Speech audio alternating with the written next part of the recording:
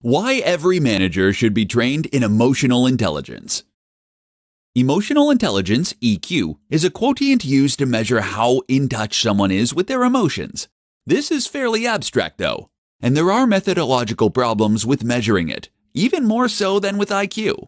But while that's true, it is also widely accepted that EQ is something that exists, and that is extremely important when it comes to taking charge and instructing your followers.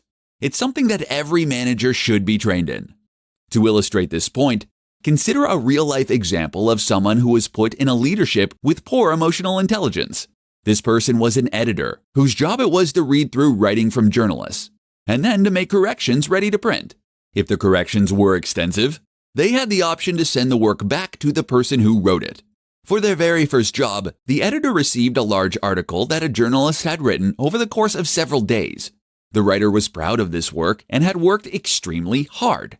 But the editor found several faults with the formatting, the grammar, and more. So what they did was to make a public example of the writer. They pulled them up to their desk in a crowded office and then explained loudly to the entire team how they had failed to listen to the writer's guidelines, how they had used the wrong capitalization in their title, and how they had failed to properly link out to other websites, and how they had clearly missed several typos. They made no mention of the many positive points of the article, and they were rude about the overall quality. The result?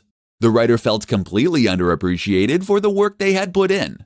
Not only that, but they felt humiliated in front of their coworkers, and they felt especially aggravated that this was coming from someone brand new that they had never worked with before. The next time that the writer had to deliver a similar piece of work, they spent significantly less time and effort on it, and therefore delivered an inferior product. Not only that, but they took much longer than necessary to correct the mistakes. How could this have been handled? The editor could have spoken to the writer privately. They could have started by thanking the writer for their work and pointed out some of the qualities that made it a great piece of work. Then they could have mentioned that there were a couple of small issues, and if that they could be corrected as soon as possible, then the work would be good to go. The difference here is huge, and over the course of countless interactions and countless months, it can completely transform a workplace. EQ is critical to leadership.